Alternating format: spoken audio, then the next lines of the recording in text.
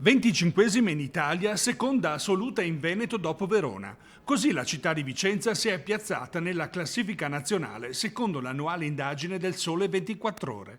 Un risultato positivo che attesta la tenuta della qualità della vita nonostante il Covid, secondo il sindaco. Vanno sempre prese con le pinze naturalmente questo tipo di sondaggi. Noi chiaramente li prendiamo per quello che vengono e la notizia positiva è che siamo secondi in Veneto come regione, che ha gestito come Vicenza città una situazione, la provincia stessa, una situazione complessa legata al Covid, quindi i requisiti cambiano rispetto all'altra classifica e nonostante il Covid Vicenza si piazza positivamente a nostro modo di vedere.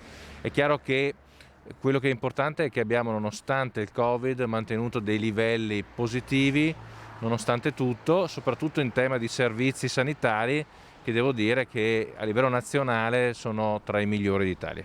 Solo 2 settimane fa Vicenza era stata collocata al terzo posto nazionale secondo l'indagine dell'Università La Sapienza di Roma.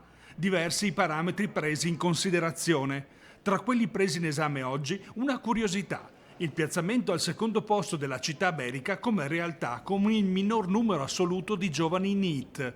A Vicenza, cioè, i cosiddetti bamboccioni, quelli che non studiano né lavorano, sono davvero pochi rispetto alla media nazionale. Il distretto, quello nostro, è tra l'altro la società, diciamo la città che ha più risultati in termini industriali. Devo dire che i nostri giovani sono ragazzi che studiano o che lavorano, quindi si rimboccano le maniche, che è una caratteristica del vicentino.